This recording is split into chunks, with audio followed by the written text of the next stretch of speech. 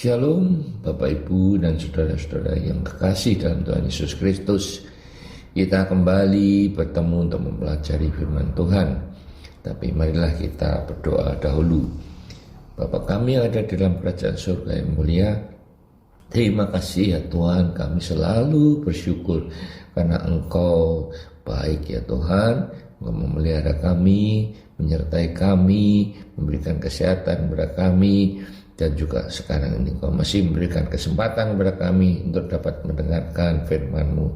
Bapa, urapi lidah dan bibirku dengan Roh Kudus, agar apa yang aku katakan sesuai dengan keinginan-Mu dan juga isi hati-Mu ya Tuhan. Jadikan aku saluran hayat-Mu yang akan menyalurkan hayat-Mu pada para pendengar firman ini. Dan disitulah Roh Kudus mulai bekerja, memberikan hikmat, memberikan pengertian, dan membuat mereka melakukan firman-Mu ya Tuhan. Apa terima kasih Tuhan, berbicaralah, kami siap mendengarkan.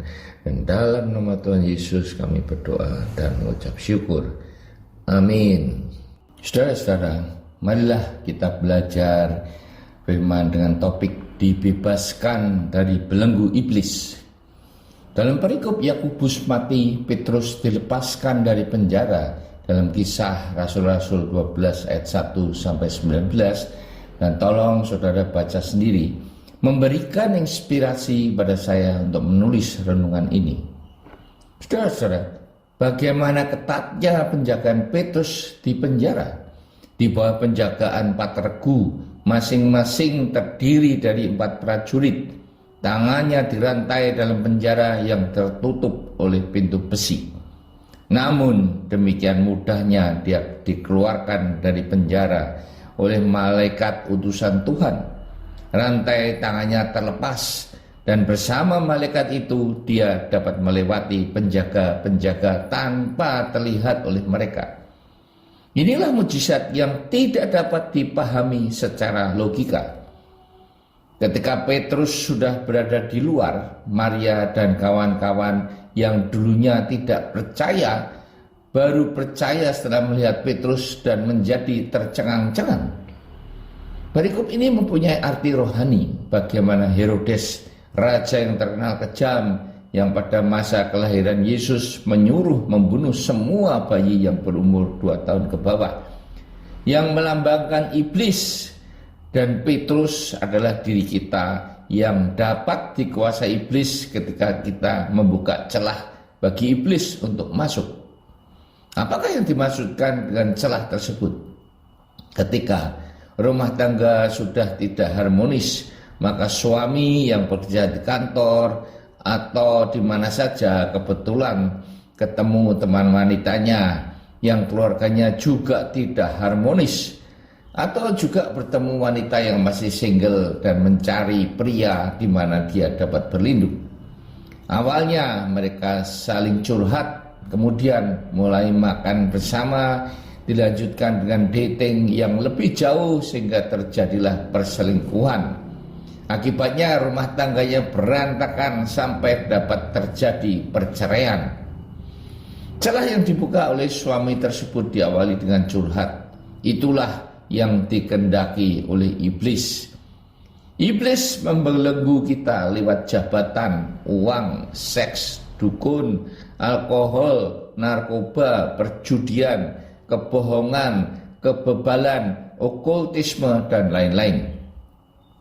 Dan biasanya saudara dan saya tidak merasakan dibelenggu iblis, karena iblis memang menawarkan kenikmatan dalam kehidupan ini, menawarkan kekayaan dan sebagainya.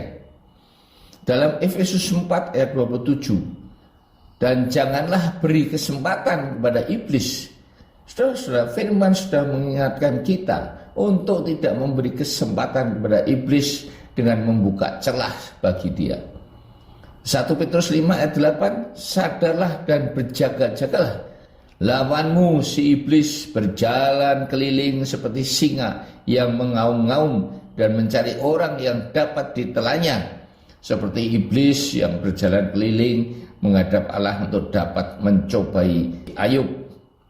Karena itu saudara-saudara, berjaga-jaga. Jangan lagi iblis diberi kesempatan untuk dapat menelan kita.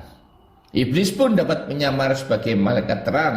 Dalam 2 Korintus 11 ayat 14, iblis dapat ngimi-ngimi seperti tadi laki-laki yang tergoda oleh wanita. Dia pikir ini adalah jalan Tuhan, ini kehendak Tuhan untuk aku meninggalkan istriku dan bersama-sama dengan wanita yang juga mempunyai masalah dalam hidupnya. Nah, untuk melawan iblis selain menggunakan perlengkapan senjata Allah dalam Efesus 6 ayat 1, juga tunduk kepada Allah sehingga dia dapat lari daripadamu dalam Yakobus 4 ayat 7. Salah satu penyebab Petrus dapat dikeluarkan malaikat dari penjara adalah berkat doa para jemaat. Karena doa orang benar jika dengan yakin didoakan akan besar kuasanya. Dalam Yakobus 5 ayat 16. Begitu juga rencana Tuhan yang masih mau memakai pelayanan Petrus untuk memberitakan kabar baik, yaitu keselamatan di dalam Yesus yang dulu telah disangkalnya 3 kali.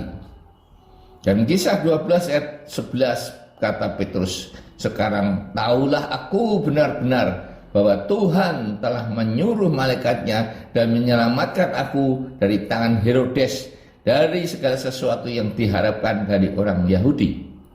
Saudara-saudara, Petrus baru sadar setelah dia dikeluarkan dari penjara oleh malaikat atas perintah Tuhan. Dia mengalami mujizat itu secara pribadi. Nah, pelajaran apa yang kita dapatkan dari peristiwa ini?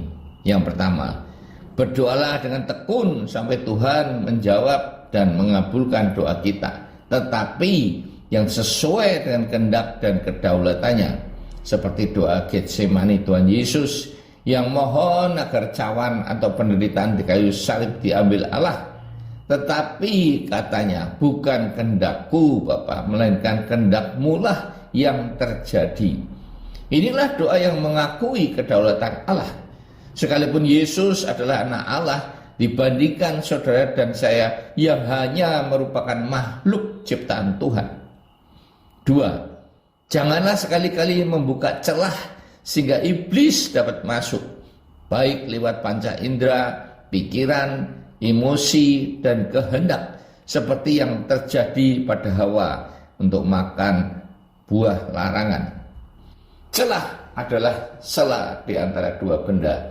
Dari lubang celah kecil, kebocoran pada kapal jika terlambat diketahui dan tidak ditutup, maka akan dapat menyebabkan kapal itu tenggelam. Apalagi saudara dan saya yang hanya terdiri dari tulang dan daging. Celah yang dibuka untuk iblis dapat menenggelamkan kita ke dalam belenggunya.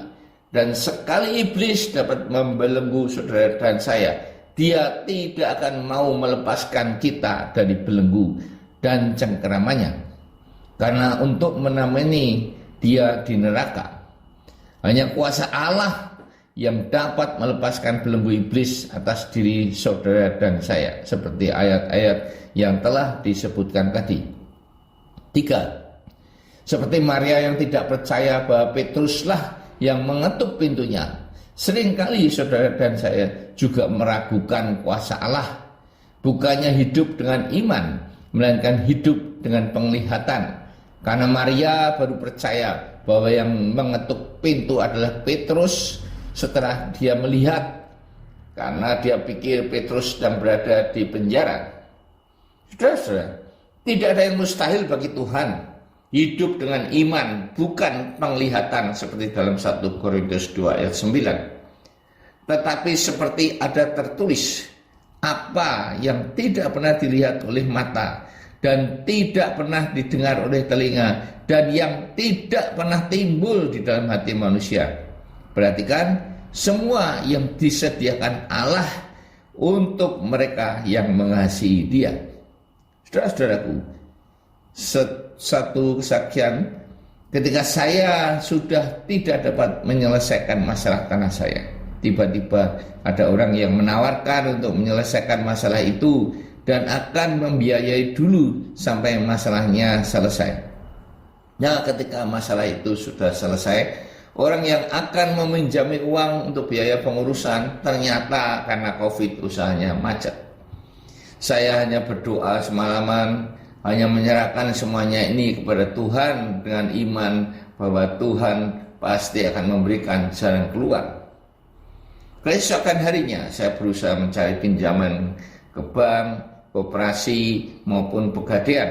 Namun walaupun saya kenal direktur bank yang ada dan pemilik koperasi itu, karena COVID maka tidak ada bank atau lembaga keuangan yang mengeluarkan kredit baru.